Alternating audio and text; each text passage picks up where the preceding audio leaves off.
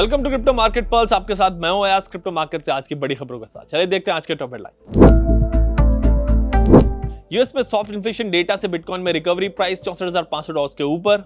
UK ने बनाई tokenization task force, BlackRock, Goldman सैक्स जैसे बड़े इंस्टीट्यूशन डेवलप करेंगे टोकनाइजेशन यूज केसेस। जापान में एसबीआई ग्रुप लॉन्च करेगा स्टेबल कॉइन लेंडिंग सर्विस।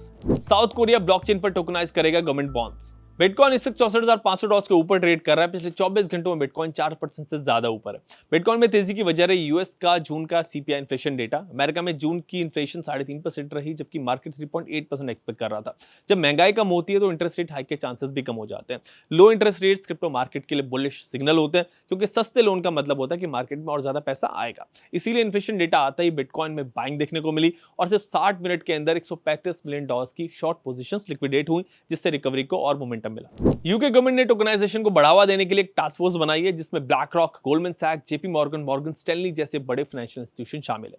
ये टास्क फोर्स अगले 12 महीने तक यूके के फाइनेंशियल मार्केट में real world tokenisation use cases develop करेगी। टास्क फोर्स स्टडी करेगी कि कैसे ब्लॉकचेन बेस्ड फाइनेंशियल इंफ्रास्ट्रक्चर से मार्केट एफिशिएंसी, लिक्विडिटी और सेटलमेंट प्रोसेस को और बेहतर बनाया जा सकता है। जापान के सबसे बड़े फाइनेंशियल ग्रुप्स में से एक एसबीआई ग्रुप अपने यूजर्स के लिए stable coin lending service launch करने जा रहा है। एसबीआई ग्रुप ने पिछले महीने अपना Japanese yen backed stable coin JPYSC launch किया था। अब अगर इन्वेस्टर्स जेपीवाईएससी को होल्ड करते हैं तो उन्हें इस पर 3% एनुअल यील्ड मिलेगी। साउथ कोरिया गवर्नमेंट बॉन्ड्स को ब्लॉकचेन पर टोकनाइज करने के लिए एक पायलट प्रोग्राम लॉन्च करने जा रहा है। जिस ब्लॉकचेन पर गवर्नमेंट बॉन्ड्स को टोकनाइज किया जाएगा वो ब्लॉकचेन बैंक ऑफ कोरिया की होलसेल सीबीडीसी से लिंक्ड है। इस प्रोजेक्ट का मकसद ये टेस्ट करना है कि फाइनेंशियल इंस्टीट्यूशन के लिए बनाई गई wholesale CBDC capital markets infrastructure को सपोर्ट करती है या फिर नहीं। एआई और क्रिप्टो या ब्लॉकचेन इंडिया का सबसे बढ़िया डबल इंजन मेरे हिसाब से।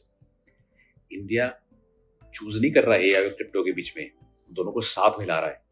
सब लोग एआई और ब्लॉकचेन को दो अलग अलग टेक्नोलॉजीज मानते हैं, बिल्कुल अलग है, लेकिन जब साथ में काम करते हैं उसके जैसी कोई टेक्नोलॉजी नहीं होगी। सबसे पहले कंप्लायंस। इंडिया का सबसे ज्यादा केवाईसी एएमएल रिक्वायरमेंट होता है डिजिटल एसेट्स के तौर पे। एआई ड्रिवन ट्रांजैक्शन जो होते हैं ना, उनकी मॉनिटरिंग इंडियन एक्सचेंजेस को सबसे सेफ, सिक्योर और ट्रस्टवर्दी बना देगी ब्लॉकचेन के साथ। दूसरा, टोकनाइजेशन।